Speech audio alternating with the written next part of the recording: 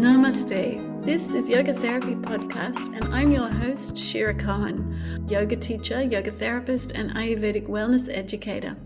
In these conversations with experts in the field of yoga therapy, you'll find out what it is and how it can help you and your loved ones to reclaim well-being. We'll touch on physical as well as mental health, physiology, emotions, women's health, spiritual well-being, goddesses, and self-development in the fullest sense. Listening to another story can change ours, so thank you for showing up, and let's begin this journey together.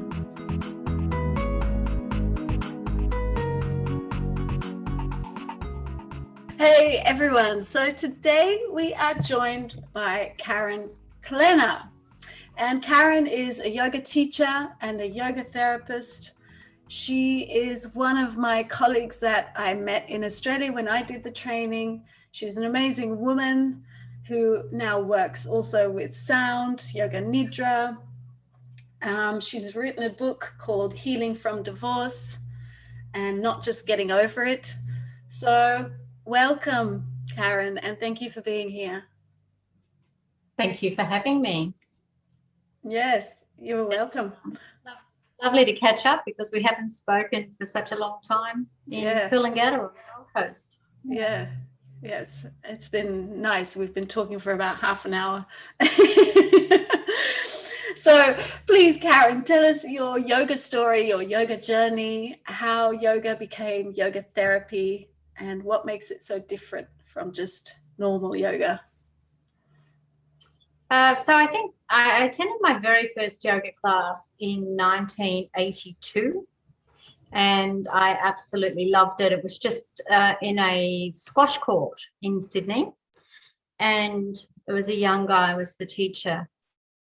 After that, I really didn't do any yoga again. I was married to someone who was very against, he was a Catholic and quite against anything to do with yoga, and I was pretty young and placid and just let it go. And then I moved to the Sunshine Coast, to a place called Kuroi. And in the meantime, I've been a show jumper. So I had lots of damage to my back. And by the time I was 31, after two good-sized babies, I couldn't do my shoes up. I couldn't do my laces. And I was only 31. I was really struggling. And my neighbour across the road, Judy, was a Canadian actually, suggested that I go to a yoga class, and this was in 1992, and I went and absolutely loved it from that moment. So I was a student then for probably 20 years, just going to class, meeting other teachers like we all do, and workshops and whatever came across. And then I married my second husband, who was completely different and used to come to yoga classes with me. Oh, and that's nice. It was a lovely change. And and we got married in 2004, and I was a librarian for many, many years, and working in libraries, and I felt this calling that I just needed to do this yoga therapy, and he was prepared to support me while I did the training, and away I went. So the very first training I ever did was a lady called Swami Sarasvati in Sydney. Oh yeah, okay. Yeah. So you've come from that tradition too. Is that the Satyananda tradition? Yes, so she was, basically in the 70s, she was on a television show. Okay. Yeah. The training was okay. It was a beginning. And then, of course, I came up and did another diploma in another place. And then I did some online courses. And eventually I felt that I wanted to do some yoga therapy, because I felt that people didn't really get the home practice thing. Okay. And I was quite interested in how I could develop home practices and help people when they're not in class. Mm-hmm. Mm-hmm. So for you, it was clear that yoga and yoga therapy are two different things? that came after a long time? Yes, I at first when I spoke to Trina, which was the owner of the business that we did our training in, I thought, oh, this is going to be great training to make me a better yoga teacher. But after an hour with Trina on the phone and really thinking about it and then going and researching it, I understood that it was clearly very different. And I love the difference. I love that we were so connected with our client students, that it was one-on-one, it was personal, and that we could use all the tools that we'd all collected. Most of us yoga therapists have been around for a while doing different things and learning different styles, and I could put it all together. Yeah. Okay, yeah. And what do you think makes it different, apart from that we bring all the tools in? Because we can do that in a yoga class too. And the one-on-one work. Yes, I think for me what made it different was that they could have the way that we were trained was that we could do a program for our clients, so they could go home with their own program. So I would also do pranayama with them, teach them breath work. Often we would come up with even a sankalpa, and I would do some really good deep guided meditation or yoga nidra with them. For listeners who don't know what sankalpa is or yoga nidra, could you explain that? So a sankalpa is a sentence, or it's an intention that you make during a meditation, but it can also be an intention for life. So for myself personally, I'd had problems. I come from a very big family. So my sankalpa for many years was, I love and accept my family exactly as they are. And it changed so many things. I am no longer trying to make my family be who I want them to be. The yoga really helped. So sankalpas are quite powerful. The yoga nidra is a style of meditation where we put people usually through 5 different steps. I was only taught the traditional Indian meditation, yoga nidra, which was no music. And I spoke throughout the meditation and took them through different body scans, breath work, counting, sometimes guided meditation. So various things to take them into quite a nice deep state. Okay, that's what I wanted to ask. What are we doing with the person? Yeah. So they're usually completely relaxed. Yeah. Mm-hmm. Yeah, and what I often hear from people is that they're like, sometimes they don't know if they've fallen asleep, or they're kind of in this liminal space where they're between awake and conscious and somewhere else, but they can still hear your voice. Yeah, so I studied yoga nidra through two different teachers. One was Swami, and she's an Indian and quite straight. And she would say, if you think they're falling asleep, give them a little kick in the leg. That's mean. Because they mustn't sleep during yoga nidra. And then I studied it again through another teacher, an Australian teacher, who said if they're asleep, they're tired. They need it. Yeah, I agree. And I've also felt, I've done it for myself many times where I fall asleep, but you still feel the effects. You're still much more calm. Yeah, it goes into the subconscious, which is actually more powerful. Yeah. That's another example of how we all, through as a group of yoga teachers, yoga therapists, we will get different aspects of different training, and we have to find what's right for us. Yeah. And for them, for the client or student. Yeah. Yes, of course. Yeah. So tell me, how did your training inform your work? Because you've told me that you work a lot with people, especially women, I believe, who are highly stressed or have chronic stress. Yeah. So what happened, through my registration process, I went through 40 odd clients, and I would use the Panchamaya model, which is the model where we would take them through the body, the breath, into a state of health or bliss, depending on how you want to look at it. But the ways that you are you're training yourself before you develop a program or work with the client is, what is it they need? Do they need to breathe? Do they need self-love? Do they need nourishment? What kind of nourishment do they need? So it's quite lovely, not just looking at anatomy. It really is about the whole person. So I learned to develop the programs that way, which was really a lovely way to learn to develop programs. We also learned anatomy, which was helpful and important, but really eye contact, listening, paying great attention, kindness, compassion, and being sincere were the tools that came to be very important to me. So then over the time, I ended up with, for some reason, women were coming to me that were just incredibly stressed. So I would get people with chronic fatigue, people who were burnt out, people who could no longer work in their job, nurses, doctors, teachers, that just could not continue in their workplace, would come to me for a yoga program. Mm-hmm. And rather than it being complicated, I went the other way and started to consider that my programs would be very basic and gentle and kind.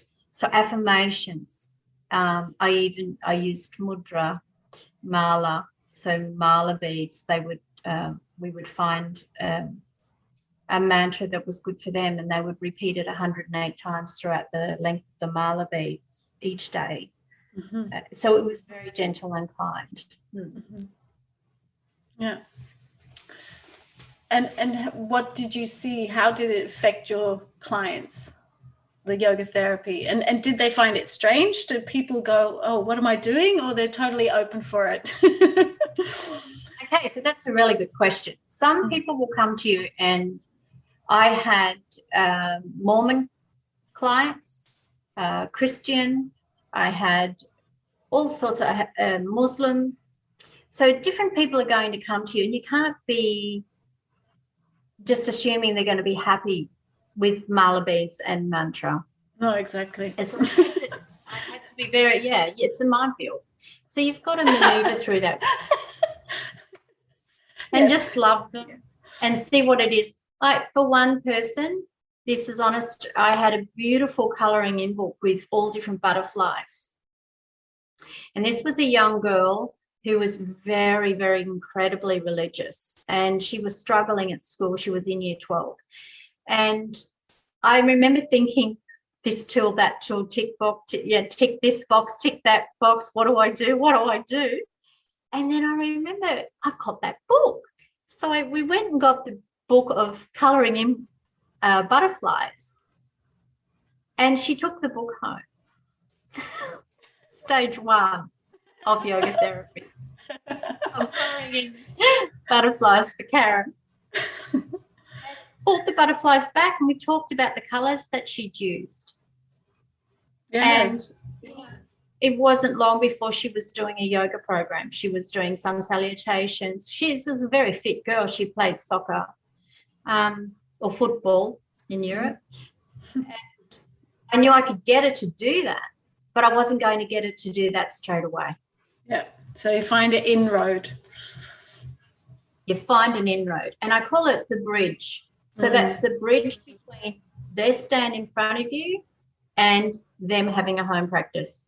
It's not always initial. You can't always assume that this person's going to walk out of your room with asana to do. For listeners who don't know what asana is what most people think is yoga, which is those standing or moving postures, which is like we talked about with Karen. There are 8 limbs to yoga, And one of them is those postures. And it's just the basis. We want to have this nice, strong, flexible body so that we can be better humans. And so all the other limbs of yoga are working with all those other aspects of being a human, or just being. So asana is one of those things.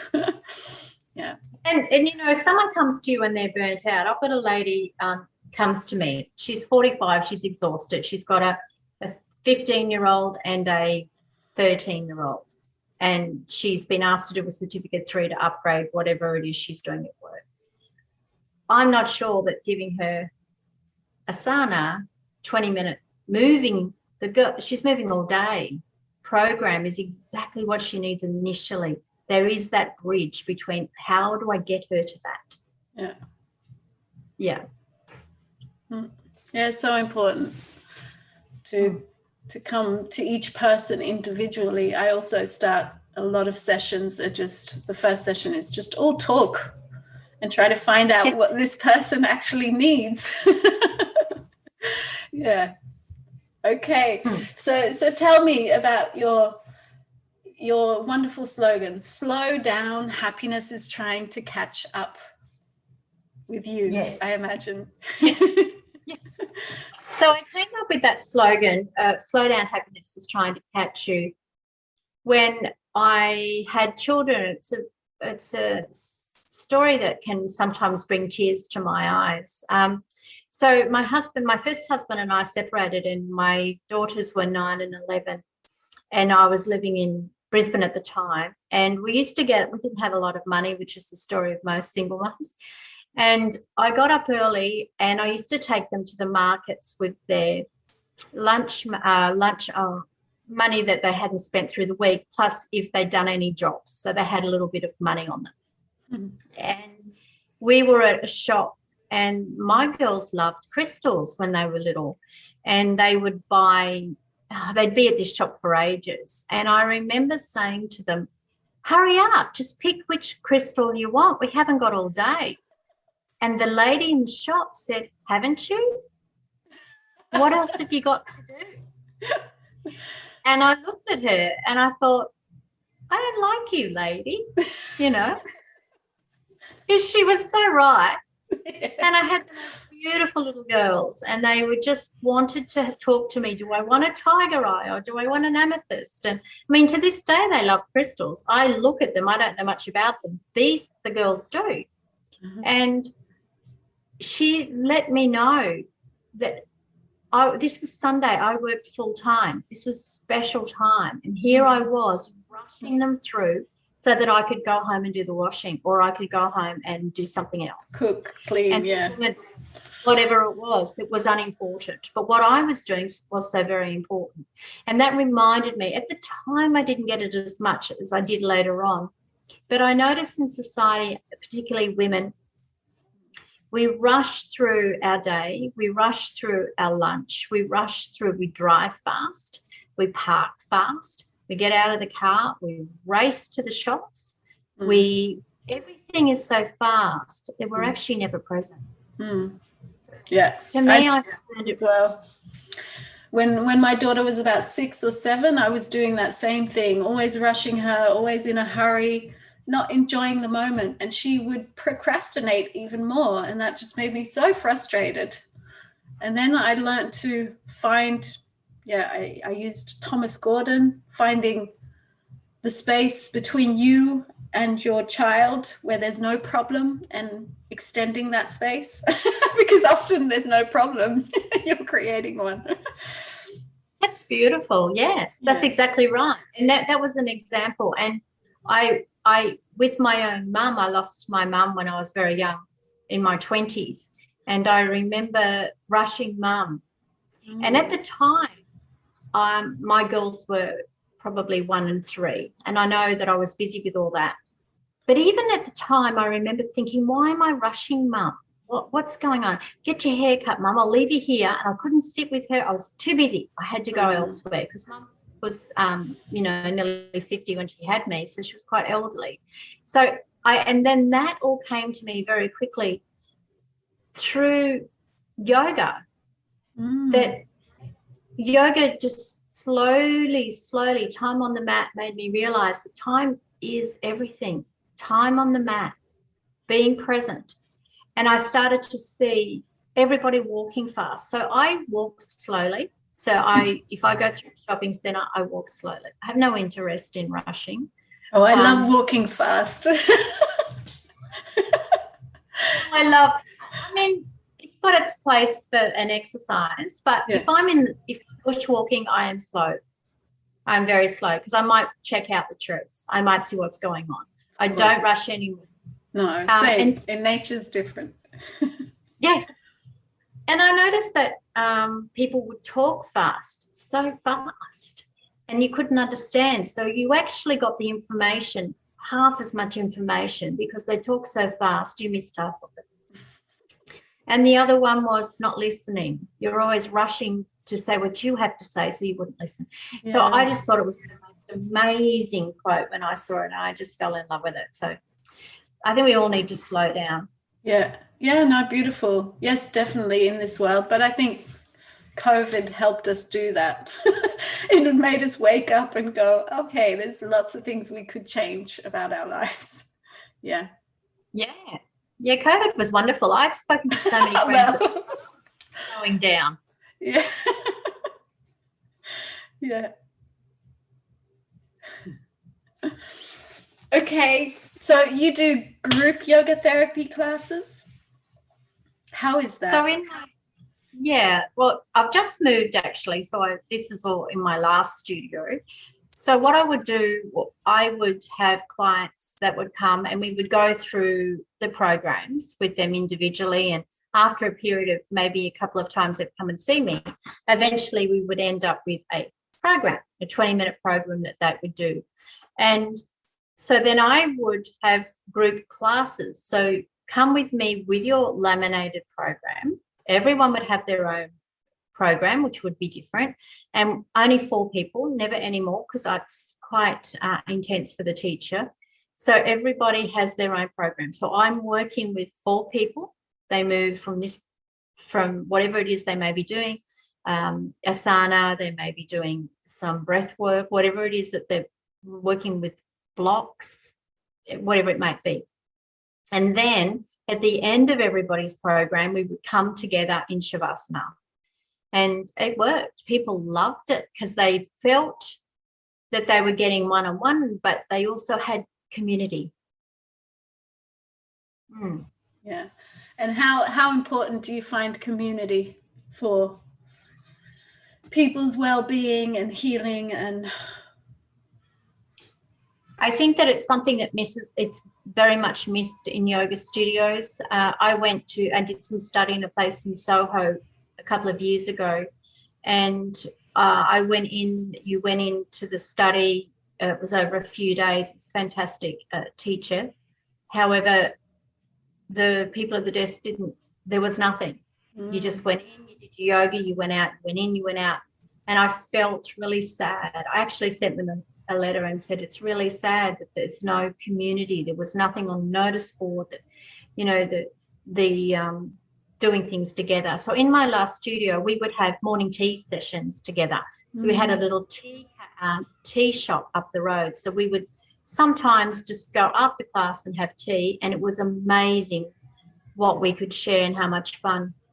And out of that group, we have a writers group now, so people get together and write. So you have a month to write on a particular theme, and then we all meet once a month and discuss what we've written. God, this is so beautiful, Karen. Thank you. This is so wonderful. Yeah, and it's all organic, I imagine. So great. Yeah, it's just, they found out I write poetry. So someone said, what do you do? And away we went. Now we've got a writers group. So, and I'm not the teacher. Someone else runs the writers group. Okay. Yeah. Great. This is so beautiful. I like this. Yeah, how it all just evolved. Wonderful. Yeah. So please tell us about your book, because I didn't know you'd written a book. I just went on Karen's website this morning and had a look, and I saw she'd written this book, Healing from Divorce, and not just getting over it. So please tell us, if you would like to share the story and what the book is like? So when I was 38, my husband and I separated, and I was actually working in a library in the operating part of the library where we purchased books, actually. So I could purchase, help make choices. So I chose some divorce books because I thought I need, my parents were passed away. My siblings all lived in another state in Australia, so I was on my own. And the books were really strange that were around. They were quite judgmental, quite strict, and very much about what strategically how to get through divorce. Ring the lawyer, be strong, be strong, be strong, be strong. Well, see, if anyone's been through a divorce, they'll know that first 6 months, I actually call it the fetal position.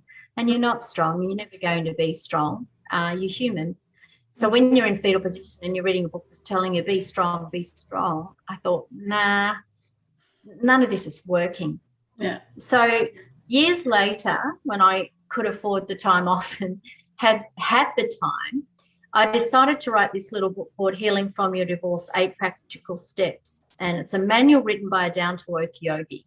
So there's 8 steps. Every step or every chapter has an affirmation. So I ask you to use that affirmation throughout the month. I also ask you to write in your journal about a specific thing linked to that chapter. And I cover things, for instance, money. And one of the things that inspired me to write the book was that I would meet people 10 years after they'd separated and they still wanted to talk about it. They were still in court. They still angry. I've met people whose children have got married and mum and dad can't come to the wedding. Wow, that's bad. Yeah. Because they're still fighting, even though it's been 15, 20 years. And why do you think that is? I think one of the things that you'll find in my book, there's a lot of reference to getting good counselling and finding someone who's right for you, the kind of counselling that's for you. There's so many different things out there that can work, but getting professional help as opposed to talking to your friends. I think talking to your friends is a good thing if you've got what I call angel friends. So angel friends are the ones that guide you well. They guide you into, I had a fantastic angel friend who used to say, right, we're going swimming. We're going to swim that man out of your hair.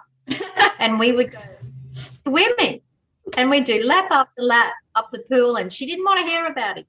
She just wanted to swim. And I had, really great. I was very healthy. I was wearing these little togs, which was fantastic. But, so there was 5 good things about it. But the main thing was that she was right. I needed to be productive and get on with it. You can only talk about them so much, and it wasn't helping me. So if you've got an angel friend that gives you someone that turns up at your doorstep, I had another one with a Labrador. I had a Labrador. Let's go. We went walking for miles and miles. Yeah, I think this is so important. I was telling Karen just before that I've just had a breakup and I'm quite distraught. And the thing that's really helping me is staying physically fit. So I'm doing the same. I'm swimming. I'm running 7 kilometers, diving into the sea and then running back. And it's also because of an angel friend. Yeah, and it just gives you that, oh, yes, I still love life. There's still lots to be thankful for. Yeah. And keeping that physiology active and alive and awake is so important. Yeah. So I wrote a chapter in the book about that, about who are your friends? Are your friends putting your ex down? Because some friends are really after the drama of the divorce and they really love it. The worse, the longer it goes on, the happier they are. They're not your friend. Get away from them. Find your angel friends. And money, get out of court. Life's too short. And I also used cartoons in the book because I felt that we had to lighten up. It's such a hard subject, and I just couldn't. The books that I was looking at were 1,000 pages, and it was just so heavy. This is a tiny little book, and it's got cartoons in it, so it lightens it up. Do not speak badly about the ex in front of the children because you are 100% breaking their heart. was a big one. And loving yourself. There's a little cartoon where there's a guy actually, and he's looking at himself in the mirror, and he's pointing to it, and he says, "I actually think I like you." and that's how I felt. You really had to like yourself. You have to work on take the energy out of disliking the ex and put the energy on liking yourself, and that will help you a lot. So basically, it's very practical. Yeah, wonderful. Can I ask, why do you think people get stuck, apart from that they need professional help? What is it that they need the professional help with? I mean, for me, it seems it's emotions and not dealing with the shame, the guilt, the anger, resentment, all that stuff. There's several reasons why people get stuck. One of them is they quite like it. Oh, really? Believe it or not. Some people are quite happy to stay there in that space. It's actually a safe space for them to be in that anger. Because they know it. They know it, and they're used to it. Keeps them safe. The other alternative is work, that they're not sure they can keep. Yes. Yeah? And that's a shame. Some other people get stuck because they are really surrounded by, they haven't got enough angels in their life that are giving them good support and good guidance and leading them. Some people aren't distracted enough, and that sounds awful, but if they have a job that's quite mundane and they have a lot of time during the day to think, if you've got a job where you are really taken in with the job, passionate about it, it's easier. Yeah, than facing yourself. But most people, I think, move on eventually. I just wanted them to move on a lot quicker. And with fun, with pleasure. Know that they will be okay.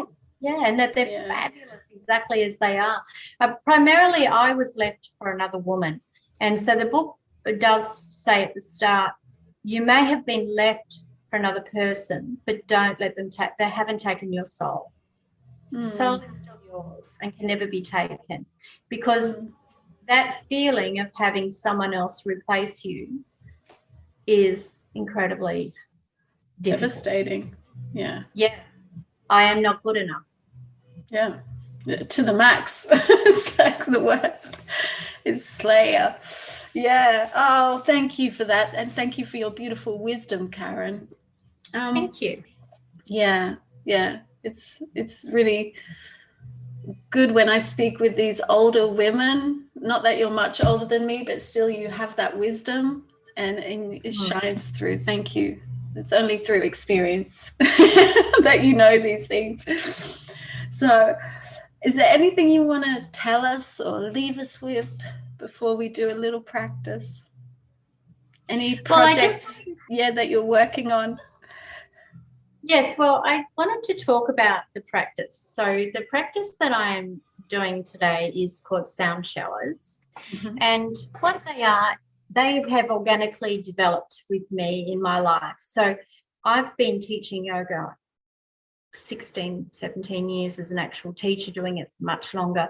And when I was doing Shavasana, I was in India, and I bought a little calm drum.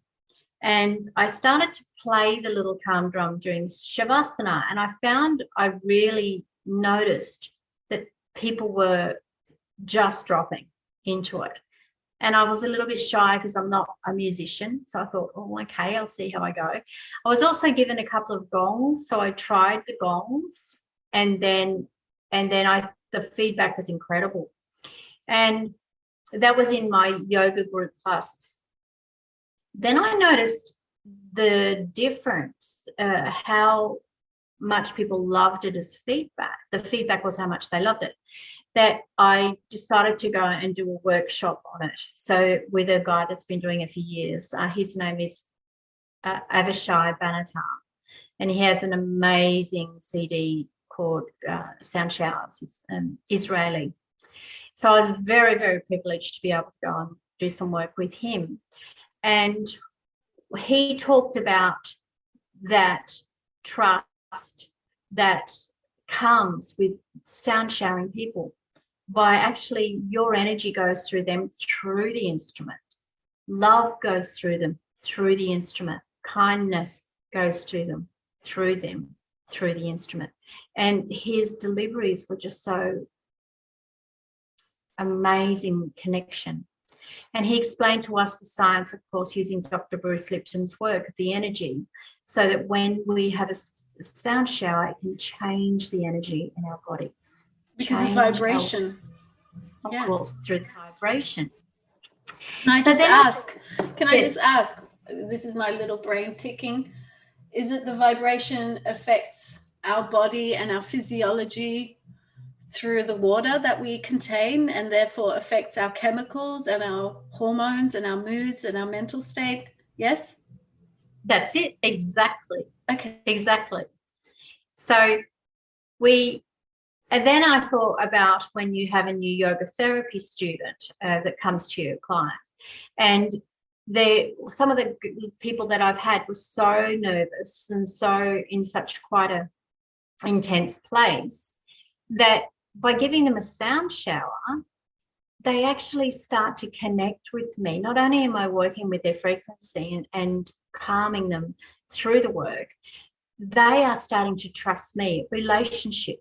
So I develop a relationship through them. So I call it bridging. So bridging from the moment they walk in to the program. So that program may take they may come and see me 3 times. But in the meantime, we've bridged, we've become connected. Yes, we're connected. Yeah. Right. Ready to go. And trust is there. Because often when there's burnt out, trust is gone. There's always a reason for us burnout. It's usually just respect for themselves or whatever. And not thinking anyone is there for you. You have to do it all alone constantly. Yeah. And knowing maybe Karen can help me. Maybe I can trust her. Yeah, trust her. So that's how I use sound showers. And I also deliver them just as workshops on their own as well.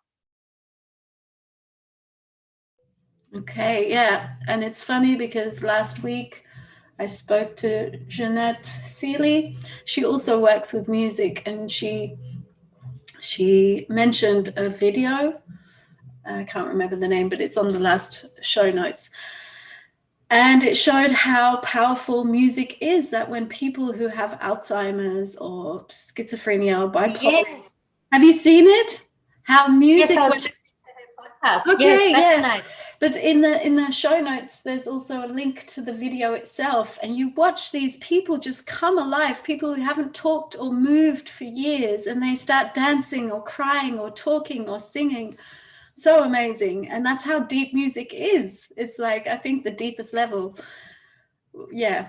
And I wanted to just mention that when I teach kids, I teach them also, I have the singing bowl at the end, the Tibetan singing bowl.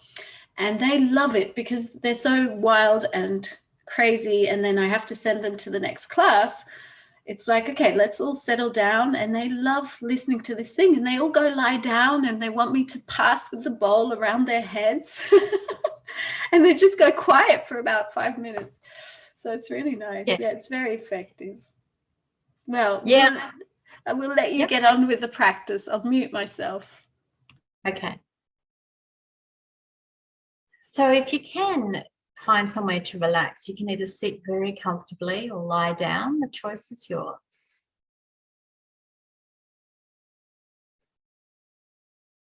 Closing your eyes. Breathing slowly, deeply and rhythmically through the nose. And just allowing your whole body to be still, other than your chest that can slowly rise and fall as you breathe.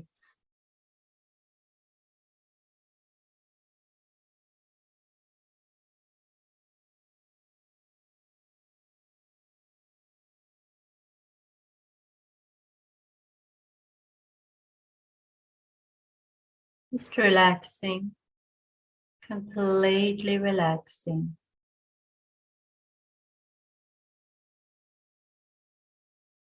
feeling a sense of peace wash over your body, stillness and calm.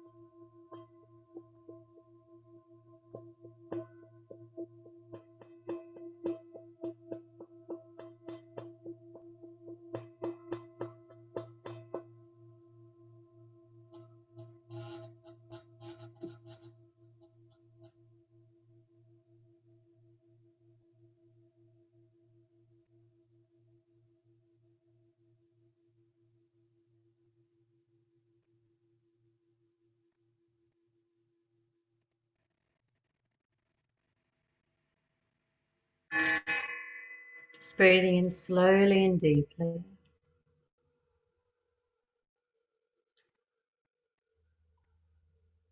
And noticing any difference or anything that you can relate to the sound. And when you're ready, just open your eyes.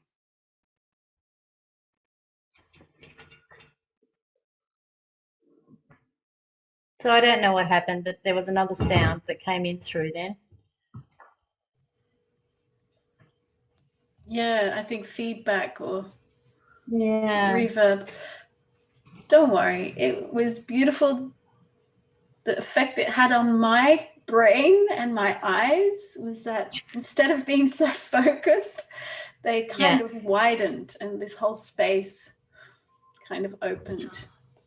So it was effective. Maybe not beautiful harmony, but I think that's just the sound tech. Yeah. Yeah. Sorry about that. But normally it goes for, 30 minutes. And also the idea is there's no rhythm, because as soon as we have a rhythm, the mind comes in. We have to have it that there's no rhythm, so there's no mind. Yes, it's very effective. Yeah. Yeah. Yeah. Bit Zen, like the Zen tradition. Yes. Yes. Yeah. Unpredictable. Yep. Yeah. So the minute we have a rhythm, we have a mind. Yeah, because it's known. The mind works with the known. Yeah. That's exactly right. So they mustn't know. They mustn't know what to do. Because once you have an expectation, you're active. Yeah. That's right. Yeah. Yeah, thank you. More wisdom. More nuggets. Karen, thank you for being on. Is there anything you want to leave our listeners with? Any projects you're working on? I will leave links to your work in the show notes, but maybe there's something you're very excited about that you'd like to share. Thank you. I would like to write an article about the bridge. So the bridge, I call it, is the moment you meet the person to the moment they're ready to do the yoga program. It's not always instant, and we need to connect. Connection is very important. Trust is very important. So I'd like to write an article that we can find our way, our personal way of getting a person from brand new into the room to doing a yoga practice daily. Yeah. Very, very important. Thank you. And it's good that you bring that to light, because we kind of assume it, but we don't stand still. That's, again, that rushing. We go past it. Yeah, very, very insightful to pick up on that. And I can't wait to read it once you've written it. Yeah. Thank you, Karen, for being here. And we'll say goodbye to our listeners. And goodbye. Bye. So thank you everyone for staying to the end of the podcast. I hope you enjoyed this conversation as much as I did. I really love doing these talks with these amazing people. And if you want to know more, just take a look in the show notes. There's plenty of links and ways to connect with either the guest or myself. If you want to work with us or find out more about us, just check out the information in the show notes. So I hope you have a wonderful week, and you'll be hearing from me next week.